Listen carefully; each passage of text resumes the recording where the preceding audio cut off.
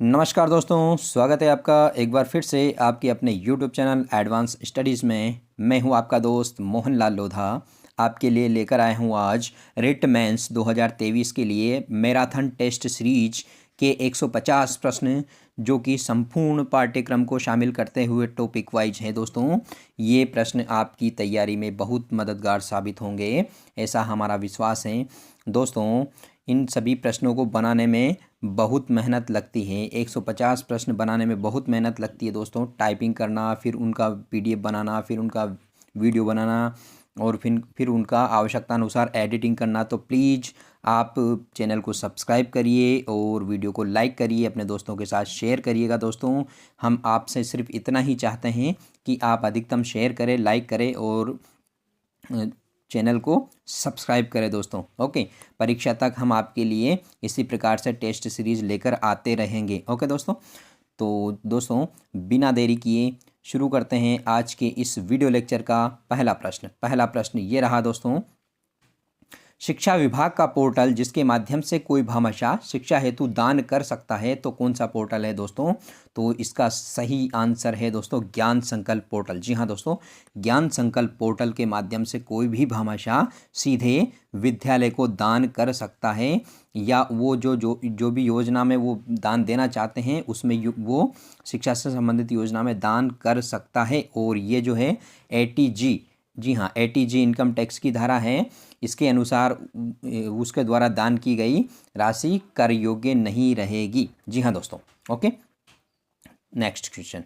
दोस्तों, यदि आप हमारे टेलीग्राम चैनल पर जुड़ना चाहते हैं तो टेलीग्राम चैनल पर सर्च करिए लर्न विद एडवांस स्टडीज और उस पर ऐड हो जाइए, ताकि आने वाले वीडियोस के लिंक आपको टाइम टू टाइम मिल जाए। दूसरा प्रश्न, सांगा की समाधि कहाँ बनी हुई है? तो दोस्तों, सांगा की जो समाधि है वो मंडलगढ़ भीलवाड़ा में बनी हुई है। आप मुझे कमेंट करके बताइए महाराणा सांगा की जो मृत्यु हुई थी वो कहाँ हुई थी। Okay, next.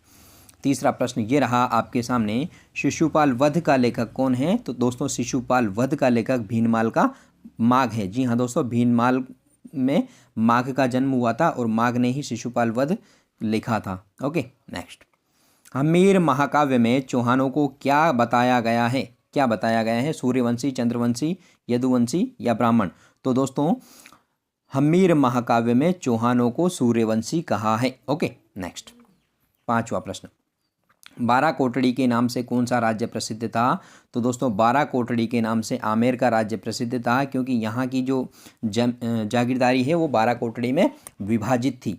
नेक्स्ट, छठा प्रश्न, महाराजा स्कूल जयपुर की स्थापना कब हुई? महाराजा स्कूल जयपुर की स्थापना 1844 में हुई थी। ओके दोस्तों। सातवां प्रश्न, रणमल और रतिपाल किसके सेनापति थे? तो रणमल और रतिपाल जो है हम्मीर देव चौहान, जी हाँ दोस्तों, रणथंभौर के हम्मीर देव चौहान के सेनापति थे। आठवां प्रश्न, निम्नलिखित में से कौन सा असंगत है यानी कि गलत है? दुर्ग और अलाउद्दीन खिलजी द्वारा प्रदत्त नाम। तो जालोर को जलालाबाद नाम दिया था, बिल्कुल सही है। सिवाना को खैराबाद नाम दिया था। रणथंभौर को क्या नाम दिया था? चित्तौड़ को खिजराबाद दिया था। रणथंभौर को मुहम्मदाबाद नाम नहीं दिया था दोस्तों। जालोर को जलालाबाद, सिवाना को खैराबाद और चित्तौड़ को खिजराबाद नाम अलाउद्दीन खिलजी ने दिए थे। ओके, नवा प्रश्न, निम्नलिखित में से कौन सा एक निर्गुण संत नहीं थे? निर्गुण संत नहीं थे। ओके, तो इसका सही आंसर है दोस्तों मीरा। जी हाँ दोस्तों, मीरा निर्गुण संत नहीं थी। ये मूर्ति पूजा में विश्वास करती थी और अवतारवाद में विश्वास करती थी। जो लोग मूर्ति पूजा में विश्वास नहीं करते थे, एकेश्वरवाद में विश्वास करते थे, उनको निर्गुण कहा जाता था। ओके दोस्तों, निर्गुण निराकार ब्रह्म में विश्वास रखते थे वो लोग। 10वां प्रश्न, विश्नोई धर्म प्रकाश किसके द्वारा रचित है? तो विश्नोई धर्म प्रकाश संत जम्भोजी द्वारा रचित है। इन्होंने 29 नियम दिए थे, जिसी कारण से इनका संप्रदाय विश्नोई कहलाता है। 11वां प्रश्न, जसनाती संप्रदाय के लिए किसने 36 नियम प्रतिपादित किए? तो दोस्तों, 18वीं शताब्दी में रामनाथ ने जसनाती संप्रदाय के लिए 36 नियम प्रतिपादित किए थे। ये आपको याद रखना है। जसनाथ इसका आंसर बिल्कुल नहीं है। जो नियम प्रतिपादित करने की बात है वो जसनाथ जी ने किया था। नेक्स्ट दोस्तों, सारे ही प्रश्न हमने हिंदी ग्रंथ अकादमी की पुस्तकों से लिए गए हैं, राजस्थान सामान्य ज्ञान के, तो सभी प्रश्न प्रामाणिक हैं दोस्तों। ठीक ठीक है ना। आप विश्वास के साथ में इनको पढ़ सकते हैं और आप इनको यूज कर सकते हैं। 12वां प्रश्न, national research centre for arid horticulture की स्थापना कहाँ हुई? तो इसकी स्थापना हुई थी दोस्तों बीकानेर में। जी हाँ दोस्तों, बीकानेर में national research centre for arid horticulture की स्थापना हुई। नेक्स्ट, राष्ट्रीय खजूर फार्म भोजका जो कि जैसलमेर में है की स्थापना कब हुई? तो इसकी स्थापना 2013 में हुई थी दोस्तों। कब हुई थी? 2013 में। जी हाँ दोस्तों। 14वां प्रश्न, असंगत विकल्प कौन सा है? राजस्थान कृषि विकास बोर्ड की स्थापना 1974 में हुई। सही है। राजस्थान सबसे बड़ा कृषि फार्म सूरतगढ़ है। जी हाँ दोस्तों। चुकंदर, चना, अरंडी खरीफ नहीं है दोस्तों, ये रबी की फसलें हैं। किसकी फसलें हैं? रबी की। तो ये वाला आपका गलत हो जाएगा। कृषि गणना प्रति 5 वर्ष में होती ही है। नेक्स्ट, 2019 की पशु गणना के अनुसार राजस्थान में कुल कितने पशु हैं? वो किस में है? लाखों में। तो इसका सही आंसर है 568 लाख। ओके, 5,68,00,000 ये भी बोल सकते हैं इसको। श्वेत क्रांति किससे संबंधित है? व्हाइट रिवॉल्यूशन जो है वो दुग्ध उत्पादन से संबंधित है और 1970 में इसका प्रारंभ हुआ था। डॉक्टर वर्गीस कुरियन, जी हाँ दोस्तों, डॉक्टर वर्गीस कुरियन इसके जन्मदाता कहे जाते हैं। 17वां प्रश्न, निम्नलिखित में से असत्य विकल्प बताना है, गलत विकल्प बताना है। पशु मेला और स्थान, तो बलदेव पशु मेला मेड़ता सिटी नागौर में लगता है। जसवंत प्रदर्शनी पशु मेला कहाँ लगता है दोस्तों? अलवर में नहीं लगता है, ये भरतपुर में लगता है। कहाँ लगता है? भरतपुर में। तो ये आपका आंसर बिल्कुल सही हो जाएगा। वीर तेजाजी पशु मेला पर्वतसर नागौर में लगता है। निम्बोनाथ पशु मेला पाली में लगता है। तो सारे विकल्प सही है, दूसरा वाला गलत है। 18वां प्रश्न, 1857 की क्रांति के समय कोटा के शासक कौन थे? तो कोटा के शासक थे राम सिंह द्वितीय। जी हाँ दोस्तों, राम सिंह द्वितीय कोटा के शासक थे जिसको कि क्रांतिकारियों ने बंदी बना लिया था। 19वां प्रश्न, जाखड़ गोत्र के जाट किसको अपना कुल देवता मानते हैं? तो दोस्तों ये मानते हैं बिग्गा जी को। जी हाँ दोस्तों, बिग्गा जी जो है जाखड़ गोत्र के जाटों का कुल देवता है। 20वां प्रश्न, करौली का अंतिम शासक कौन था? तो करौली का अंतिम शासक जो था गणेश पाल था। जी हाँ दोस्तों, गणेश पाल था। ओके, इनको एकीकरण के समय उप महाराज प्रमुख बनाए थे, उप राज प्रमुख बनाए थे। ओके, गणेश पाल को। और दोस्तों मदन पाल 1857 की क्रांति के समय हुआ करते थे। नेक्स्ट, 21वां प्रश्न, निम्नलिखित में से कौन सा धात्विक खनिज नहीं है? तो दोस्तों फेल्सपार जो है धात्विक खनिज नहीं है, बाकी तीनों के तीनों ही क्या है? धात्विक खनिज है। हेमेटाइट किस खनिज की किस्म है? तो ये है लौह अयस्क की किस्म है जो कि राजस्थान में पाई जाती है। 23वां प्रश्न, अग्नि स्नान करने वाली ईडाणी माँ का मंदिर किस जिले में स्थित है? तो दोस्तों ईडाणी माता का मंदिर जो है उदयपुर जिले में स्थित है। कहाँ स्थित है? उदयपुर जिले में स्थित है। नेक्स्ट, चमना बावड़ी कहाँ स्थित है? चमना बावड़ी शाहपुरा भीलवाड़ा में स्थित है। निम्नलिखित पर विचार करना है आपको। ओके, कौन सा गलत है? आपको कौन सा गलत है ये बताना है। ओके, मिट्टे शाह की दरगाह गागरोन में है। सही है। मोइनुद्दीन चिश्ती की दरगाह अजमेर में है। शक्कर पीर की दरगाह नरहट झुंझुनू में है। हमीमुद्दीन नागौरी की जो दरगाह है वो नागौर में है। तन्हा पीर की दरगाह जालौर में नहीं है। ये कहाँ है दोस्तों? ये मंडोर में है। कहाँ है? मंडोर में। तो ये वाला विकल्प आपका क्या हो जाएगा? गलत हो जाएगा। गलत विकल्प आपको इसमें से ढूंढना था। ठीक है। नेक्स्ट, 26वां प्रश्न, संगत विकल्प नहीं है यानी कि गलत विकल्प कौन सा है? बूढ़ीदीद का सूर्य मंदिर दिगोत कोटा में है। चारचौमा का शिवालय देखना है आपको, सुनहरी कोटी टोंक में है। घुश्मेश्वर महादेव सिवाड़ में है। सिवाड़ सवाई माधोपुर में है। दोस्तों चारचौमा शिवालय भीलवाड़ा में नहीं है। कहाँ है? तो ये कोटा में है। ओके। 27वां प्रश्न, निम्नलिखित शासकों में सर्वाधिक समय तक शासक कौन रहा? तो दोस्तों इनमें से सर्वाधिक समय तक जो शासक थे वो मिर्जा राजा जय सिंह थे। इन्होंने 46 वर्ष तक शासन किया था आमेर राज्य पर। ठीक है। नेक्स्ट, 28वां प्रश्न, ग्रीन हाइड्रोजन नीति लागू करने वाला देश का पहला राज्य कौन सा है? तो राजस्थान जो है ग्रीन हाइड्रोजन नीति लागू करने वाला देश का पहला राज्य है। 29वां प्रश्न, वर्तमान में राजस्थान विधानसभा की महिला एवं बाल कल्याण संबंधी समिति की अध्यक्ष कौन है? तो अनीता बघेल। जी हाँ दोस्तों, अनीता बघेल हैं महिला एवं बाल कल्याण समिति की अध्यक्षा। 30वां प्रश्न, महारानी विक्टोरिया के स्वर्ण जुबली उत्सव में भाग लेने के लिए 1887 में मारवाड़ के प्रतिनिधि के रूप में इंग्लैंड किसे भेजा था? तो प्रताप सिंह को भेजा था। जी हाँ दोस्तों, प्रताप सिंह जो थे यहाँ के प्रधानमंत्री थे, इनको भेजा गया था। 31वां प्रश्न, किसके नेतृत्व में शेखावटी किसान आंदोलन में 10,000 से अधिक जाट महिलाओं ने भाग लिया था? तो किशोरी देवी। जी हाँ दोस्तों, किशोरी देवी ने इसका नेतृत्व किया था। 32वां प्रश्न, कलाओं के प्रोत्साहन के लिए 1857 में Maharaja school of arts and craft की स्थापना किसने की थी? तो इसका सही आंसर है राम सिंह द्वितीय। जी हाँ दोस्तों, राम सिंह द्वितीय ने Maharaja school of art and craft की स्थापना की थी। बूंदी स्थित रंग महल जो सुंदर भित्ति चित्रों से सुसज्जित है, किसने बनवाया था? तो दोस्तों ये बनवाए थे राव छत्रसाल ने। जी हाँ दोस्तों, राव छत्रसाल ने इन बूंदी की चित्रशाला का निर्माण करवाया था। 34वां प्रश्न,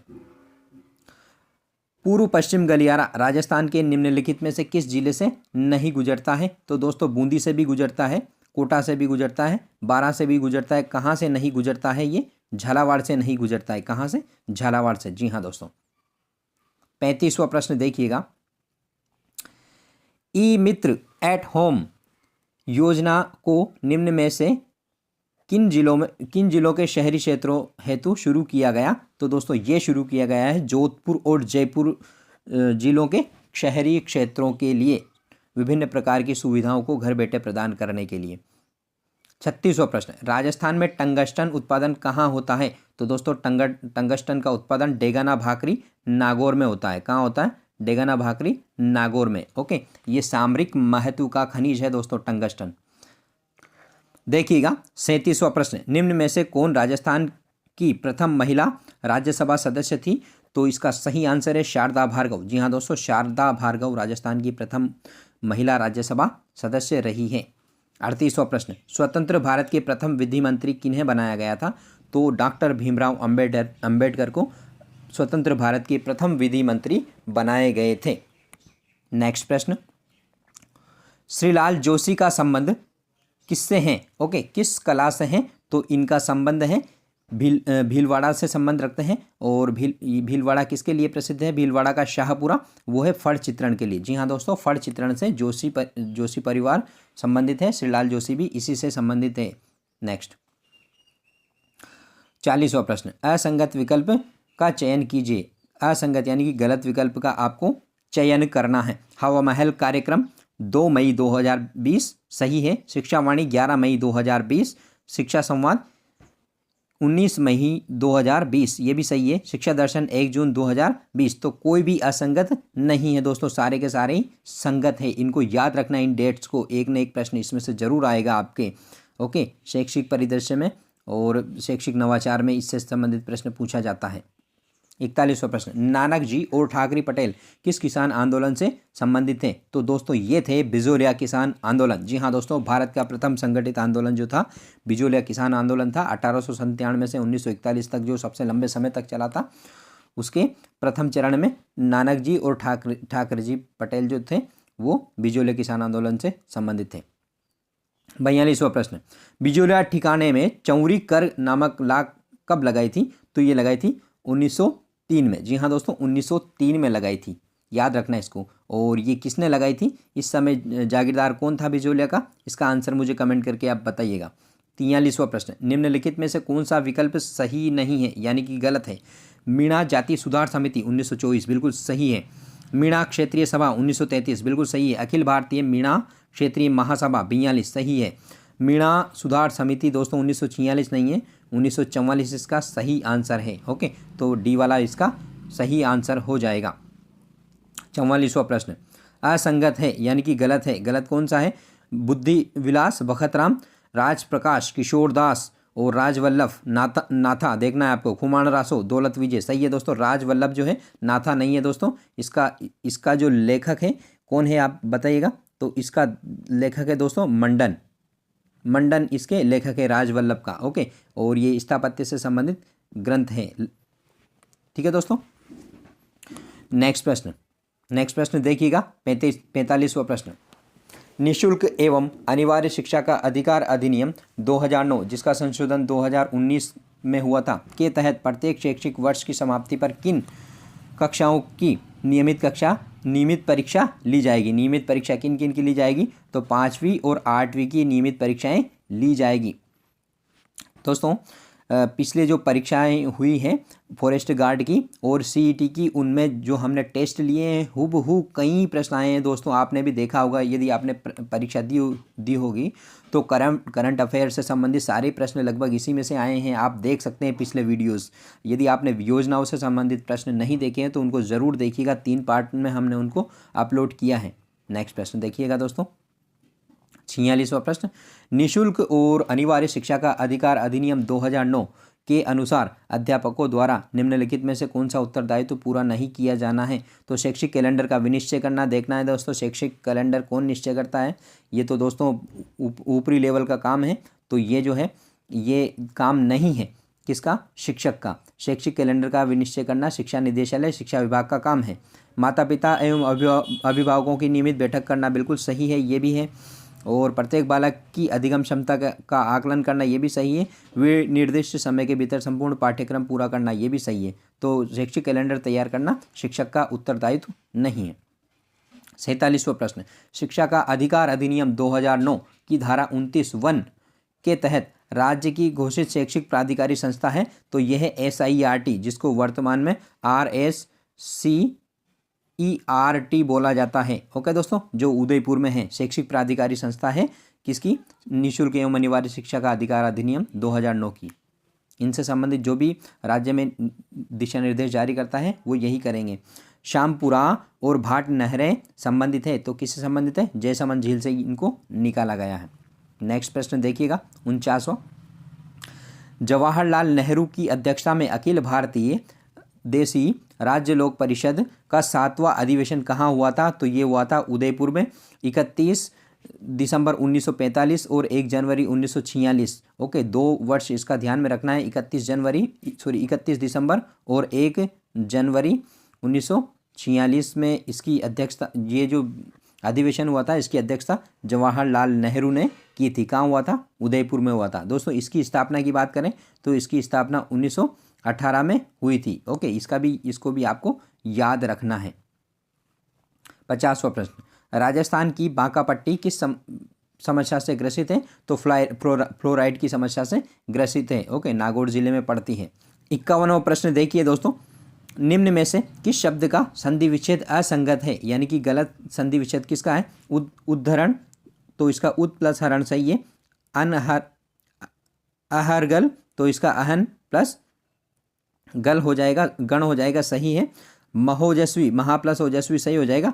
ज्योतिष चक्र का ज्योति ही प्लस चक्र होगा, तो ये आपका सही विकल्प है दोस्तों, डी वाला। इसमें विसर्ग संधि होगी, ज्योति ही प्लस चक्र इसका सही होगा। ओके दोस्तों, संधि विच्छेद।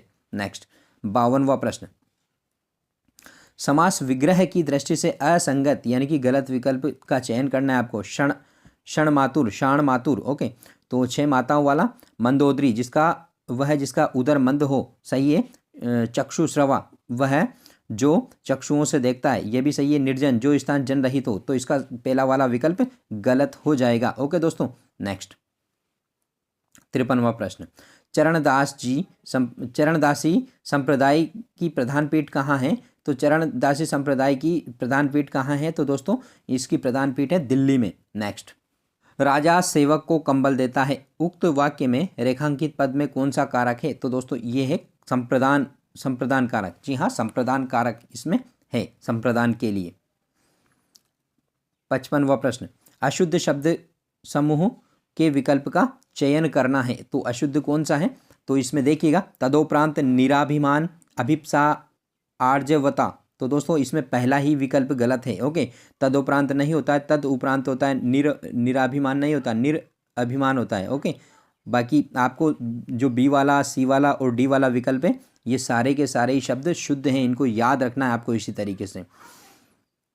56वां प्रश्न।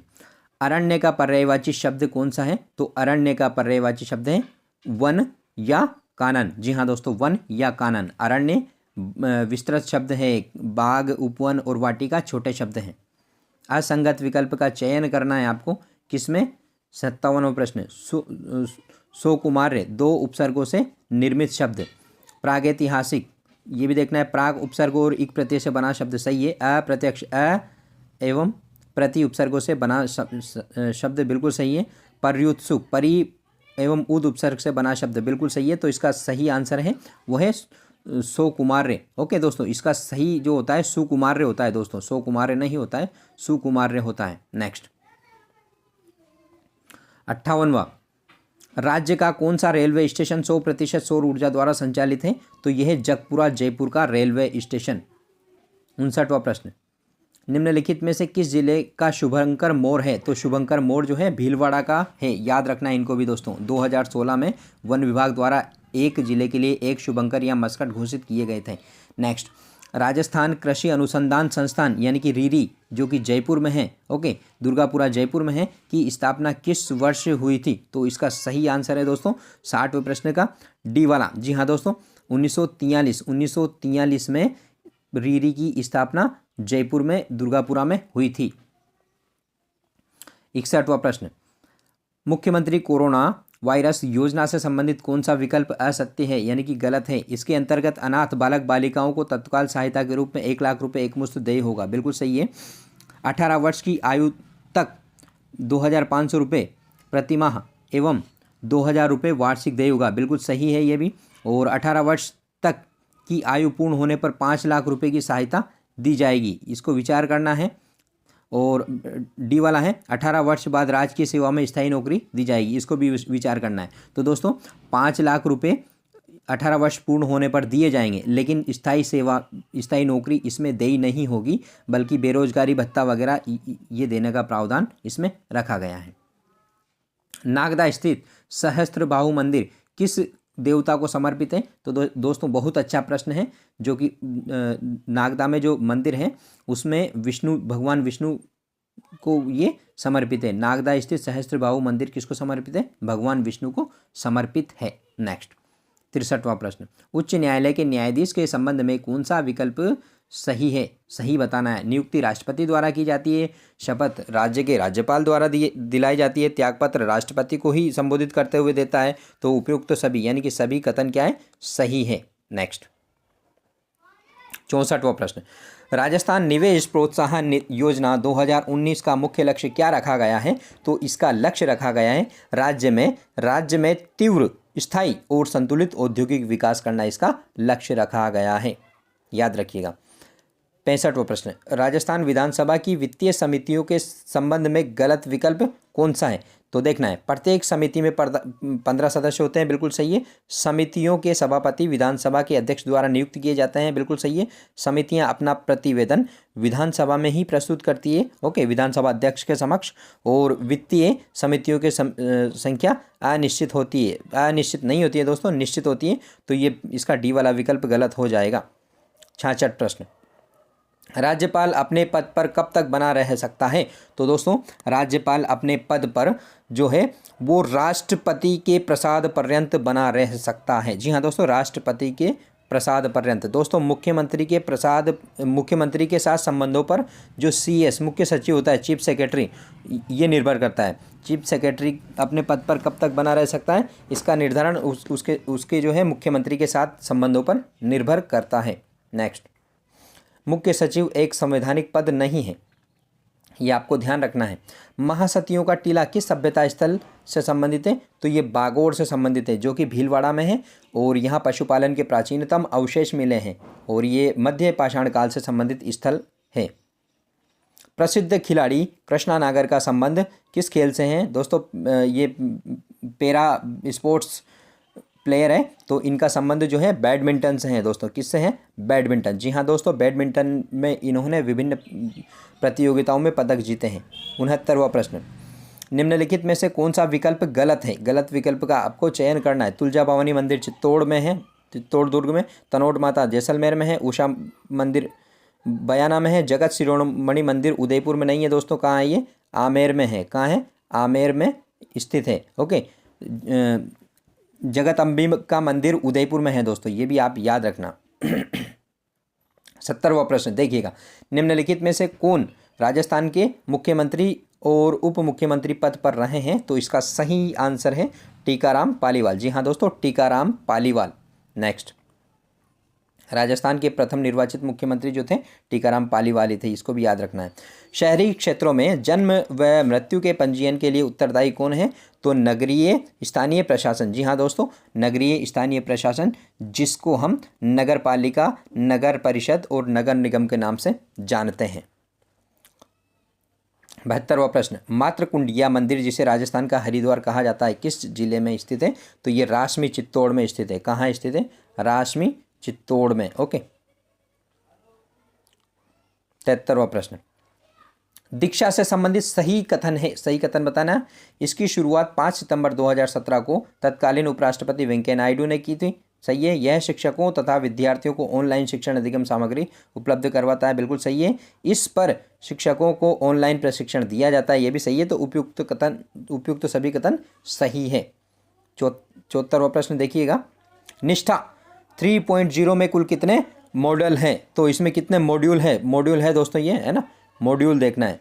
इसमें कितने मॉड्यूल हैं? तो इसमें कुल 12 मॉड्यूल है। कितने मॉड्यूल है दोस्तों? इसमें कुल 12 मॉड्यूल पर इस पर वर्क होगा।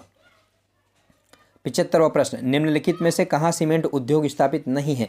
तो गोटन में है, गोटन में है दोस्तों व्हाइट सीमेंट, ब्यावर में भी है, मोड़क में भी है, भवानी मंडी में नहीं है। भवानी मंडी में सूती वस्त्र मिल है, राजस्थान टेक्सटाइल मिल्स भवानी मंडी, याद रखना है इसको।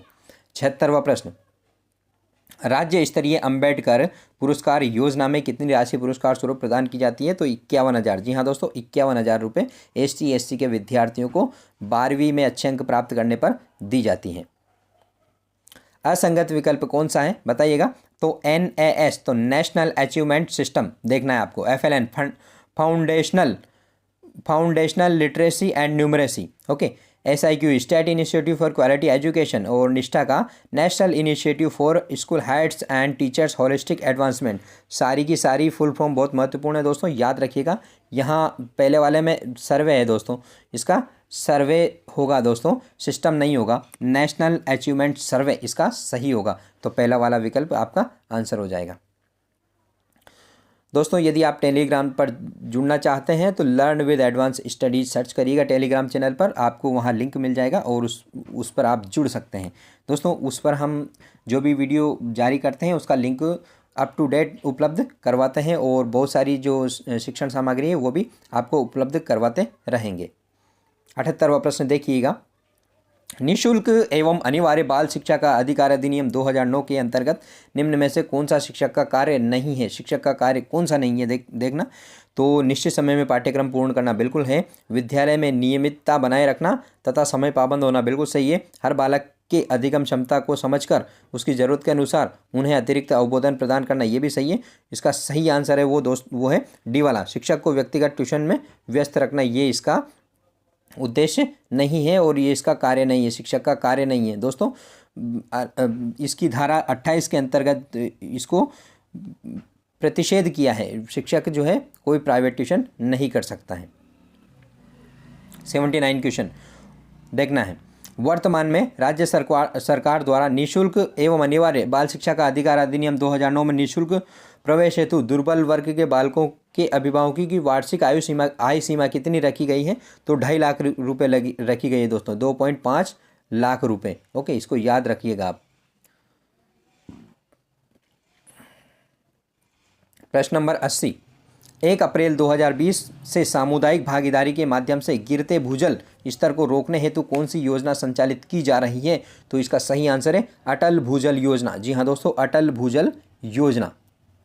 81 प्रश्न, एक समचतुर्भुज की प्रत्येक भुजा 10 सेंटीमीटर है और विकर्ण का माप 16 सेंटीमीटर है, समचतुर्भुज का क्षेत्रफल ज्ञात कीजिए। दोस्तों ये प्रश्न आपको करना है, इसका सही आंसर मैं बता देता हूँ, इसका सही आंसर है 96 वर्ग सेंटीमीटर। ओके, नेक्स्ट 82 प्रश्न, गणित वाले क्वेश्चन सिंपल से हैं दोस्तों, आपको करने हैं और आपके परीक्षा में भी सिंपल से ही आएंगे, 4 प्रश्न आने हैं इस गणित के। ओके, तो देखिए 82वां प्रश्न, किसी वस्तु के अंकित मूल्य पर 20% की छूट देने पर इसका विक्रय मूल्य 24 रुपये हो जाता है। अंकित मूल्य पर 30% छूट देने पर इसका विक्रय मूल्य क्या होगा? तो इसका सही आंसर है 21। 83 प्रश्न, एक हॉस्टल में 250 छात्रों पर प्रति छात्र 3,500 रुपये व्यय किया जाता है। यदि इस राशि को 500 छात्रों पर व्यय किया जाए तो प्रत्येक छात्र पर कितनी राशि व्यय होगी? तो दोस्तों आधी हो जाएगी, क्योंकि छात्रों की संख्या डबल होगी, तो 1750 इसका सही आंसर हो जाएगा, 1750। 84 प्रश्न, कौन सी अक्रिय गैस यौगिक बना सकती है? कौन सी अक्रिय गैस यौगिक बना सकती है? इसका सही आंसर है दोस्तों ज़ीनोन। जी हाँ दोस्तों, ज़ीनोन अक्रिय गैस जो है यौगिक बना सकती है। 85 प्रश्न, अच्छा उत्प्रेरक एवं ऑक्सीकरण संख्या को बदलने की क्षमता रखने वाला तत्व कौन सा है?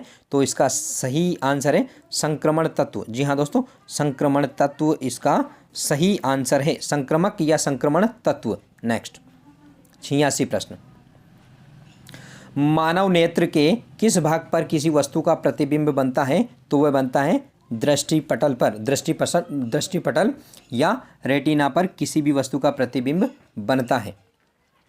नेक्स्ट, कोशिका का कौन सा कोशिकांग कोशिका का पावर हाउस या शक्तिगृह कहा जाता है? तो इसका सही आंसर है माइटोकॉन्ड्रिया। जी हाँ दोस्तों, माइटोकॉन्ड्रिया को कोशिका का शक्तिगृह या पावर हाउस कहा जाता है। 88 प्रश्न, निम्नलिखित में से मानव भ्रूण के विकास की प्रक्रिया की अंतिम अवस्था कौन सी है? तो अंतिम अवस्था जो होती है गेस्टुला होती है दोस्तों। कौन सी होती है? गेस्टुला। ओके, युग्मनज इसकी फर्स्ट फेज है और विदलन इसकी सेकंड फेज है, और इसके बाद में मोरुला इसकी थर्ड फेज है, और जो फोर्थ फेज है वो गेस्टुला है। याद रखना इसको इसी क्रम में। 89 क्वेश्चन, निम्नलिखित पर्वत श्रृंखलाओं का सही मिलान नहीं है। तो हिमालय एशिया में है, आल्प्स देखना है दोस्तों, रॉकी उत्तरी अमेरिका और एटलस अफ्रीका में है। ओके, एंडीज दक्षिण अमेरिका में है और रॉकीज उत्तरी अमेरिका में है। ऑस्ट्रेलिया में आल्प्स नहीं है दोस्तों, आल्प्स जो है यूरोप में है। कहाँ स्थित है? यूरोप में स्थित है। तो इसका आंसर बी वाला हो जाएगा। 90वां प्रश्न, 3 बीघा गलियारा किन दो देशों को आपस में जोड़ता है? तो ये जोड़ता है भारत और बांग्लादेश को। किसको? भारत और बांग्लादेश को 3 बीघा गलियारा आपस में जोड़ता है। 91वां प्रश्न, राजस्थान के पश्चिम की अंतर्राष्ट्रीय सीमा क्या कहलाती है? तो ये कहलाती है रेड क्लिप। जी हाँ दोस्तों, रेड क्लिप कहलाती है। मैकमोहन लाइन भारत और चीन के बीच में है, और डूरंड रेखा जो है पाकिस्तान और अफगानिस्तान के बीच में है। 92वां प्रश्न, वन्य जीव संरक्षण अधिनियम कब पारित हुआ? तो ये पारित हुआ 1972 को। 93वां प्रश्न, संविधान सभा के स्थायी अध्यक्ष कौन चुने गए थे? तो दोस्तों संविधान सभा के स्थायी अध्यक्ष जो चुने गए थे वो चुने गए थे डॉक्टर राजेंद्र प्रसाद। जी हाँ दोस्तों, डॉक्टर राजेंद्र प्रसाद को संविधान सभा के स्थायी अध्यक्ष के तौर पर चुना गया था। नेक्स्ट, अस्थायी अध्यक्ष सच्चिदानंद सिन्हा थे। 94वां प्रश्न, वर्णनात्मक तथा ऐतिहासिक कविताओं के शिक्षण के लिए कौन सी शिक्षण विधि उपयोगी है? तो खंडान्वयन। जी हाँ दोस्तों, खंडान्वयन विधि उपयोगी है। 95वां प्रश्न, निम्नलिखित में से अध्यापन कौशलों में शामिल नहीं है। तो कौन सा कौशल शामिल नहीं है? पाठो स्थापना सही है, लेखन कौशल देखना है, प्रश्न कौशल सही है, श्यामपट्ट कौशल भी सही है। तो लेखन कौशल इसमें शामिल नहीं है। प्रश्न नंबर 6 में देखिए, उपलब्धि परीक्षण के संदर्भ में गलत विकल्प कौन सा है? असत्य विकल्प कौन सा है? यह स्कूल के, पहला वाला विकल्प देखिए, यह स्कूल के विषय से संबंधित अर्जित ज्ञान का परीक्षण करता है। तो ये तो बिल्कुल सही है दोस्तों। देखिएगा आप, इसका उपयोग शैक्षिक व व्यावसायिक निर्देशन प्रदान करने के हेतु किया जाता है। तो ये भी सही है। इस परीक्षण से विद्यार्थियों को प्रेरणा मिलती है। ये भी सही है। डी वाला देखिए, इस परीक्षण में छात्रों की समय सारणी अव्यवस्थित हो जाती है। तो ये गलत विकल्प हो जाएगा। ओके दोस्तों, अव्यवस्थित नहीं होती है समय सारणी। 97वां प्रश्न, निम्नलिखित में से कौन सा मल्टीमीडिया या बहुमाध्यम का नुकसान नहीं है? नुकसान नहीं है ये देखना है आपको दोस्तों। तो इसका सही विकल्प है, इसके इस्तेमाल से हम ऑडियो इमेज नहीं भेज सकते हैं। ये वाला इसका सही आंसर हो जाएगा। बाकी सब है, संकलन में समय लगता है, कई बार सूचनाओं का आधिक्य हो जाता है, मल्टीमीडिया का गलत उपयोग भी संभव है। डी वाला इसका विकल्प सही हो जाएगा। 98वां प्रश्न, निम्नलिखित में से कौन सा युद्ध तात्या टोपे ने झालावाड़ के राज राणा पृथ्वी सिंह को पराजित किया था? कौन से युद्ध में पराजित किया था? तो यह दोस्तों रलायता का युद्ध। जी हाँ दोस्तों, रलायता के युद्ध में तात्या टोपे ने झालावाड़ के पृथ्वी सिंह को पराजित करके कुछ समय के लिए झालावाड़ पर अधिकार कर लिया था। 99वां प्रश्न, प्रबंधन के क्षेत्र में पोस्टकोर्ब का प्रारूप किसने दिया? तो ये गुलिक उर्विक ने दिया। जी हाँ दोस्तों, गुलिक उर्विक ने पोस्टकोर्ब का प्रारूप दिया है। Okay, planning, organising, staffing, directing, coordination, reporting और बजटिंग, ये है इसका फुल फॉर्म। नेक्स्ट 100वां प्रश्न, त्रिभाषा सूत्र में प्राथमिक स्तर पर किस भाषा के शिक्षण को प्राथमिकता दी जाती है? तो सही आंसर है मातृभाषा। जी हाँ दोस्तों, मातृभाषा इसका सही आंसर है। 101 प्रश्न, शिक्षण अधिगम प्रक्रिया को अधिक प्रभावशाली बनाने के लिए जिन युक्तियों, आव्यूह रचनाओं और प्रविधियों का विकास किया जाता है उन्हें क्या कहा जाता है? तो दोस्तों इनको समग्र रूप से तो इनको कहा जाता है शिक्षण कौशल, इनको शिक्षण कौशल कहा जाता है। लेकिन दोस्तों शिक्षण कौशल जो विकसित होते हैं वो सूक्ष्म शिक्षण से होते हैं। किससे होते हैं? सूक्ष्म शिक्षण से विकसित होते हैं। तो यहाँ पूछा आपसे ये है कि उन प्रविधियों का विकास किया जाता है उन्हें क्या कहा जाता है? तो उनको शिक्षण कौशल कहा जाता है। ओके, और ये शिक्षण कौशल जो विकसित होते हैं किसमें होते हैं? ये होते हैं सूक्ष्म शिक्षण के माध्यम से। ओके, तो इसका सही आंसर सी वाला हो जाएगा और आप इस क्वेश्चन पर विचार करिएगा दोस्तों। नेक्स्ट 102 प्रश्न, निम्नलिखित में से कौन सा कथन गणित के पाठ्यक्रम निर्माण को अच्छी तरह से नहीं दर्शाता है? तो देखना है 102 प्रश्न में, गणित का पाठ्यक्रम विद्यार्थी केंद्रित होना चाहिए, बिल्कुल सही है। गणित का पाठ्यक्रम क्रिया आधारित होना चाहिए, बिल्कुल सही है। गणित का पाठ्यक्रम मनोवैज्ञानिक और तार्किक ढंग से भी व्यवस्थित होना चाहिए, बिल्कुल सही है। गणित का पाठ्यक्रम गणित अध्यापक की सहमति आवश्यक नहीं है। दोस्तों किसी न किसी प्रकार से गणित के अध्यापक की सहमति होना जरूरी है। ओके दोस्तों, तो डी वाला विकल्प इसका सही हो जाएगा। नेक्स्ट 103 प्रश्न, 103 प्रश्न देखिएगा, छोटी कक्षा में गणित विषय में रुचि उत्पन्न करने के लिए पढ़ाने का तरीका कैसा होना चाहिए? तो मनोरंजन और खेल। ओके, मनोरंजन और खेल का तरीका होना चाहिए छोटी कक्षाओं में गणित पढ़ाने के लिए। 104 प्रश्न, निम्नलिखित में से कौन सा गणित शिक्षण का संकीर्ण उद्देश्य, ओके नैरो संकीर्ण उद्देश्य है, कौन सा है? तो विद्यार्थियों को संख्या और संख्याओं पर होने वाली संक्रियाओं का संचालन करने में निपुण, यही है दोस्तों इसका एक और एकमात्र उद्देश्य। यही नहीं होना चाहिए, ये संकीर्ण उद्देश्य है। इसके अलावा ये 3 उद्देश्य भी इसके, विद्यार्थियों को सामान्यकरण क्षमता का विकास करना, विद्यार्थियों में सुव्यवस्थित तर्क को प्रोत्साहन देना और विद्यार्थियों में कथन की सत्यता और सत्यता को प्रमाणित करने की योग्यता का विकास करना, ये तीनों भी हैं। लेकिन ये विस्तृत उद्देश्य है, संकीर्ण उद्देश्य पहला वाला हो जाएगा। 105 प्रश्न, अनुसंधान विधि के गुण बताना है। आत्मविश्वास पैदा करती है, बिल्कुल सही है। वैज्ञानिक दृष्टिकोण का विकास होता है, सही है। क्रियाशीलता व अनुशासन होता है, बिल्कुल सही है। तो इसका सही आंसर है उपरोक्त सभी। 106 प्रश्न, निम्नलिखित में से कौन सा सतत और व्यापक मूल्यांकन का मूल उद्देश्य है? तो इसका मूल उद्देश्य शिक्षार्थी केंद्रित गतिविधियों का समावेश करना। जी हाँ दोस्तों, शिक्षार्थी केंद्रित गतिविधियों का समावेश करना इसका मूल उद्देश्य है। 107 प्रश्न देखिएगा, निम्नलिखित में से कौन सा मन के अधिगम के संकेतों को रखने के लाभ के रूप में निरूपण नहीं करता है? लाभ के रूप में, ओके, अधिगम संकेतों को रखने के रूप में। तो इसका सही आंसर देखिएगा दोस्तों, अधिगम के लक्ष्य की प्राप्ति, बिल्कुल सही है। सभी छात्रों के अधिगम के एक ही स्तर की प्राप्ति, एक ही स्तर नहीं होता है दोस्तों, अलग अलग स्तर होते हैं इसके। ओके, तो बी वाला इसका सही आंसर हो जाएगा। सी वाला देखिए परीक्षण गतिविधियों और प्रश्नों की डिजाइनिंग। डी वाला देखिए माता पिता, बच्चों और अधिकारियों द्वारा बच्चे की प्रगति को समझने के संदर्भ में अंक देना, ये भी सही है। तो बी वाला इसका विकल्प अलग हो जाएगा। 108 प्रश्न देखिएगा, अपनी समस्या सुलझाने और चिंतन योग्यता पैदा करने में निम्नलिखित में से कौन सी तकनीक शिक्षार्थियों की सहायता करती है? कौन सी तकनीक शिक्षार्थियों की सहायता करेगी? तो यह है पहेलियों और लक्ष्यों को शामिल करना। जी हाँ दोस्तों, विद्यार्थियों को पहेलियाँ देना चाहिए और अपने लक्ष्य निर्धारित करने चाहिए। तो यही आपका विकल्प सही हो जाएगा। 109, औपचारिक एवं अनौपचारिक समूह योजना किस शिक्षण विधि के रूप है? तो किसके रूप है? सामाजिक अभिव्यक्ति विधि। जी हाँ दोस्तों, सामाजिक अभिव्यक्ति विधि के ये रूप है। 110, निम्नलिखित में से कौन सी योजना कक्षा में व्यावहारिक रूप से निष्पादित गतिविधियों का एक लिखित रूप होता है? तो ये होता है दैनिक पाठ्य योजना। जी हाँ दोस्तों, दैनिक पाठ्य योजना लिखित रूप होता है। निष्पादित करने योग्य जो पाठ्य योजना है वो दैनिक पाठ्य योजना ही है, जिसको यथा रूप में कक्षा में निष्पादित किया जाता है एज इट इज। 111 प्रश्न, निम्नांकित में से कौन सा सामाजिक अध्ययन शिक्षण के दौरान दृश्य श्रव्य सामग्री को प्रभावी प्रयोग का सिद्धांत है, तो देखना है। तो चयन का सिद्धांत होता है दोस्तों, भौतिक नियंत्रण का सिद्धांत होता है, तैयारी का सिद्धांत, उक्त सभी। जी हाँ दोस्तों, उक्त सभी इसका आंसर हो जाएगा। 112 प्रश्न, निम्नलिखित में से कौन सा निबंधात्मक प्रश्नों का गुण नहीं है? गुण देखना है। ओके, वर्च्यू, गुण कौन सा नहीं है ये देखना है, यानी कि अवगुण देखना है। तो इसमें डी वाला आपको दिखाई दे रहा, इसमें मूल्यांकन में वस्तुनिष्ठता संभव है, नहीं होती है दोस्तों मूल्यांकन में वस्तुनिष्ठता। बाकी सारी इसकी विशेषताएं, यह जटिल अधिगम परिणामों का मापन करते हैं, इन्हें तैयार करना आसान होता है, और इनमें भाषाई दक्षता और लिखित अभिव्यक्ति कौशल का परीक्षण संभव है। तो ये सारे सही है, डी वाला इसका गलत हो जाएगा। 113 प्रश्न, बाल्यावस्था को बालक का निर्माण कार्य का काल किसने कहा? तो बताइएगा दोस्तों, ये कहा है सिगमंड फ्रायड ने। जी हाँ दोस्तों, सिगमंड फ्रायड ने कहा है।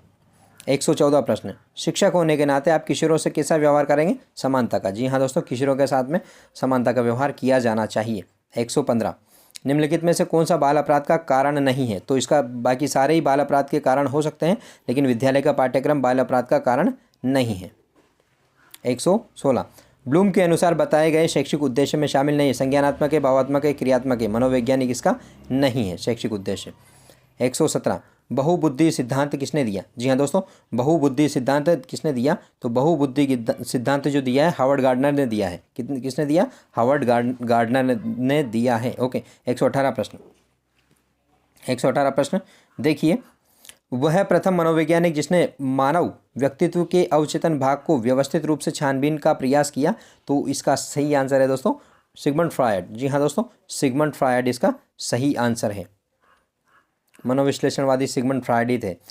119, संवेगात्मक बुद्धि को मापने के लिए संवेगात्मक बुद्धि लब्धि पद का प्रतिपादन किसके द्वारा किया गया? तो दोस्तों इसका सही आंसर है मेयर और सेलोवी। जी हाँ दोस्तों, मेयर और सेलोवी ने इस पद का जो है प्रतिपादन किया है। 120, बौद्धिक विकास के निम्नलिखित अवस्थाओं का सही क्रम बताना है। तो सही क्रम है, सबसे पहले संवेदी पेशी अवस्था, फिर प्राक संक्रियात्मक, फिर औपचारिक, और फिर मूर्त संक्रियात्मक अवस्था। ओके, तो इसका सही आंसर है जीन पियाजे ने जो विकास की अवस्थाएं बताई है, उसमें कौन सी अवस्थाओं का क्रम कौन सा है? बी वाला सही विकल्प है। ओके, संवेदी, प्राक, औपचारिक और मूर्त। 121वें प्रश्न में फुल फॉर्म से संबंधित है। निम्नलिखित में से कौन सा विकल्प गलत है या असंगत है? EPDS पब्लिक डिस्ट्रीब्यूशन सिस्टम सही है। BCR बार कोड रीडर बिल्कुल सही है। पैन परमानेंट अकाउंट नंबर बिल्कुल सही है। UPS तो यूनिवर्सल प्रोडक्ट कोर्स नहीं होता है दोस्तों, कोड होता है। क्या होता है? कोड होता है। तो ये वाला विकल्प गलत हो जाएगा। ओके, और ई वाला में DBT तो डायरेक्ट बेनिफिट ट्रांसफ़र, ये भी बिल्कुल सही है। ओके, नेक्स्ट 122, राजस्थान में जीवन धारा योजना का संबंध किससे है? तो सिंचाई हेतु कुओं के निर्माण से है। नेक्स्ट, 84 खंभों की छतरी कहाँ स्थित है? तो बूंदी में स्थित है 84 खंभों की छतरी। दोस्तों जिस प्रश्न में व्याख्या की जरूरत होगी उसमें हम कर देंगे, बाकी जो सिंपल से क्वेश्चन है उनमें व्याख्या की जरूरत नहीं है, तो उनको हम डायरेक्ट आंसर बता देंगे। बूंदी में स्थित रानी जी की बावड़ी का निर्माण किसने करवाया था? तो अनिरुद्ध सिंह की पत्नी थी नाथावती, इसने बूंदी में रानी जी की बावड़ी का निर्माण करवाया था।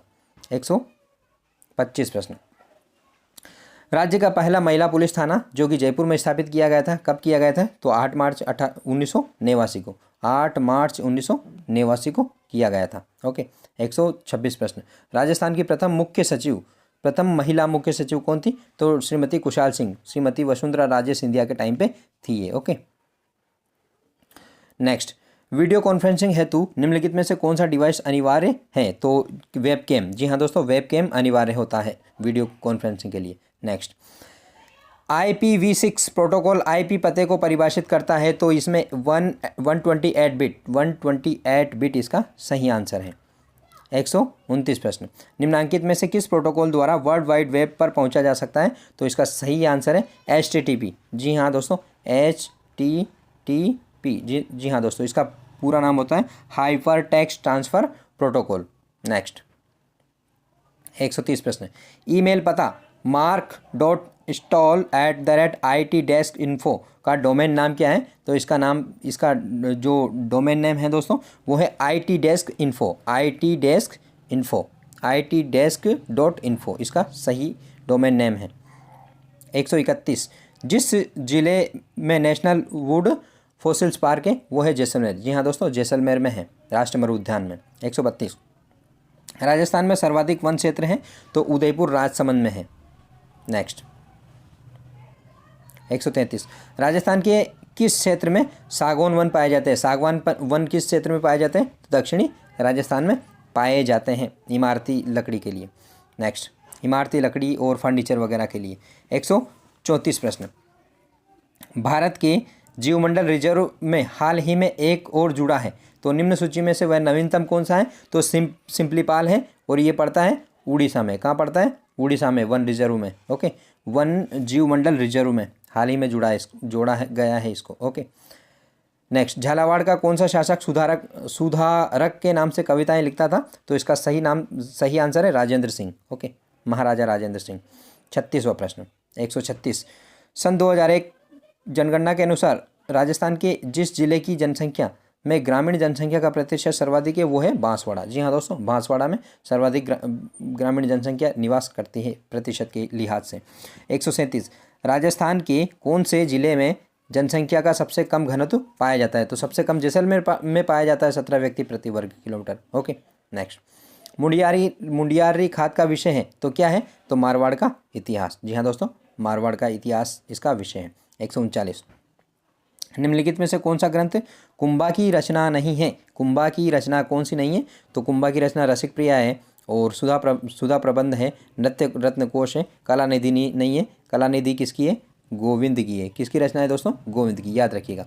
नेक्स्ट 140वां प्रश्न, phases of reading A lesson में भी इंक्लूड्स, क्या क्या इसमें शामिल होते हैं आपको बताना है। तो इसका सही आंसर हो जाएगा pre reading phase, while reading phase और पोस्ट रीडिंग फेज। ओके, पूर्व और दौरान और पश्चिम, ये है इसका आंसर। तो ऑल ऑफ अबव इसका सही विकल्प हो जाएगा। Okay, 141, the Saul of brain storming की आत्मा है वो क्या है? तो free sharing of thoughts. Okay, विचारों का फ्री प्रवाह, विदाउट फियर ऑफ क्रिटिसिज्म, बिना टिप्पणी या बिना भेदभाव, जो भेदभाव होता है या क्रिटिसिज्म, बिना टीका टिप्पणी के, बिना भेदभाव के वातावरण क्रिएट करना। तो ए और बी इसका सही आंसर हो जाएगा। किसका? ब्रेन स्टॉर्मिंग जो मेथड है उसका। 142वां प्रश्न, critical evaluation of a book is called, क्या कहलाता है? सर्वे, रिव्यू, रिपोर्ट या डायरी। तो इसका सही आंसर है रिव्यू। जी हाँ दोस्तों, critical revolution of a book is called review कहलाता है। 143वां प्रश्न, systematic investigation to establish fact is known as, किसके रूप में इसको जाना जाता है? तो इसको जाना जाता है ए रिव्यू के रूप में इसको जाना जाता है। ओके, नेक्स्ट 144वां प्रश्न, which of the following is traditional method, traditional method कौन सा है दोस्तों? तो किसी भी भाषा को पढ़ाने के लिए ट्रांसलेशन मेथड है, ये भी ट्रेडिशनल है, परंपरागत मेथड। और डायरेक्ट मेथड है, ये भी परंपरागत मेथड है, नए मेथड नहीं है। तो ए और बी इसका सही आंसर हो जाएगा। 145, mother tongue is not allowed, मातृभाषा किसमें अनुमत नहीं होती है? तो ये अनुमत नहीं होती है दोस्तों डायरेक्ट मेथड में। जी हाँ दोस्तों, डायरेक्ट मेथड में मदर टंग या मातृभाषा का प्रयोग नहीं होता है। जिस भाषा में कंटेंट होता है उसी भाषा में पढ़ाया जाता है। जबकि ट्रांसलेशन मेथड, बाइलिंगुअल मेथड, इन दोनों में यूज होती है। ओके, मदर टंग मातृभाषा में उसको समझाया जाता है। 146, structural approach is the improvement overall, किसको इम्प्रूवमेंट करती है ये 146 में? तो ये इम्प्रूवमेंट ओवर, तो ये जो है ये लागू होती है, किस पर लागू होती है? Structural approach is improvement over किस पर लागू होती है? तो ये लागू होती है डायरेक्ट मेथड पर। किस पर लागू होती है? स्ट्रक्चरल अप्रोच, तो ये लागू होती है डायरेक्ट मेथड पर।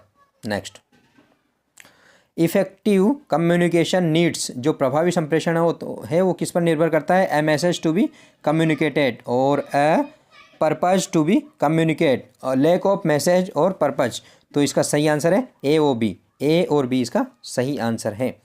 148, frequently use expression get internalised, तो इसका 148 का आंसर क्या हो जाएगा? तो इसका आंसर हो जाएगा if we use them quite often. तो फ्रिक्वेंटली यूज्ड एक्सप्रेशन, जो भी हम हमारे भाव भंगिमाएँ जो यूज करते हैं वो कब अच्छे होते हैं? तो if we use them quite often या हम अचानक इनका प्रयोग करते हैं ना, तब ये जो है हमारे भाव भंगिमाएं और एक्सप्रेशन है ये प्रभावी होते हैं।